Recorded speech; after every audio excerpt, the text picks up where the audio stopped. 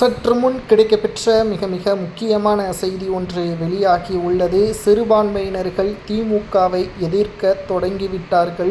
இனி திமுக 2026 சட்டசபை தேர்தலில் வெற்றியடையாது என்று எடப்பாடி பழனிசாமி அவர்கள் கூறியுள்ளார். இதை பற்றி தான் இந்த வீடியோவில் முழுமையாக தெளிவாக நாம் பார்க்க போகிறோம். 2021 சட்டசபை தேர்தலில் திமுக 3.5% வித்தியாசத்தில்தான் அதிமுகவை தோற்கடித்து திமுக வெற்றியை பெற்றது. மேலும் இதற்கு மிக முக்கியமான காரணமே திமுகவிற்கு அப்பொழுது சிறுபான்மையினர்கள் அதிக அளவில் வாக்குகளை செலுத்தியதுதான். ஆனால் திமுக சொன்ன வாக்குறுதிகளை முழுமையாக நிறைவேற்றவில்லை. இந்த முறை திமுக மீண்டும் பல பொய்யான வாக்குறுதிகளை தான் உங்களிடம் கொடுக்கும்.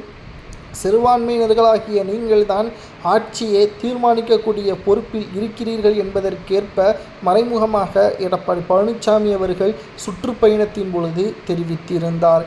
இந்த நிலையில்தான் சிறுபான்மையினர்கள் திமுகவை எதிர்க்க ஆரம்பித்து விட்டார்கள் என்றும் இனி திமுக அரியணை ஏறுவது கடினம் என்றும் எடப்பாடி பழனிசாமி அவர்கள் கூறியுள்ளார்.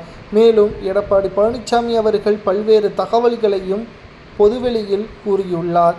415 வாக்குறுதிகளில் 70% ஏன் 45% நிறைவேற்றியிருந்தால் கூட நான் பிரச்சாரம் செய்வதிலிருந்து தவிர்த்து கொள்கிறேன் என்பதையும் எடப்பாடி கூறியுள்ளார். அதிமுக ஆட்சியில் கொண்டுவரப்பட்ட திட்டங்கள் முழுமையாக நிறைவேறுவதற்கு முன்பாக ஆட்சி மாற்றங்கள் ஏற்பட்டதை தற்பொழுது திமுக ஆட்சி முடியும் பொழுது அதை செய்து முடித்துவிட்டு அவர்கள் நல்ல பெயரை பெற்றுக்கொண்டிருக்கிறார்கள். கிட்டத்தட்ட 4.5 ஆண்டுகளாக திமுக பல கோடிகளை சம்பாதித்து விட்டது என்றும் எடப்பாடி குற்றச்சாட்டை முன்வைத்திருக்கிறார். சிறுபான்மையினர்கள் திமுகவை எதிர்ப்பார்கள் என்பதை எடப்பாடி கூறுவதை ஏற்றுக்கொள்ளலாமா? ஏனென்றால் சிறுபான்மையினர்கள் பாஜகவை எதிர்க்கிறார்கள். தற்பொழுது அதிமுக பாஜக கூட்டணியில்தான் இருக்கிறது. ஆனால் அதிமுகவிற்கு ஓட்டுக்கள் விழுமா என்பதை தற்பொழுது சந்தேகம் என்று திமுகவின் அரசியல் வட்டாரத்திலும் நம்மால் பார்க்க முடிகிறது.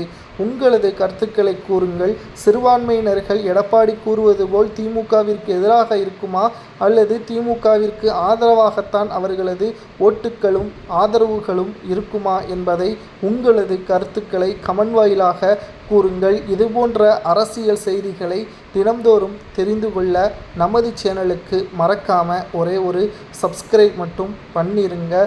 சிறுபான்மையினர்கள் திமுகவை எதிர்ப்பதாக எடப்பாடி கூறுவதை பற்றியும் கமெண்ட் வாயிலாக கூறுங்கள்.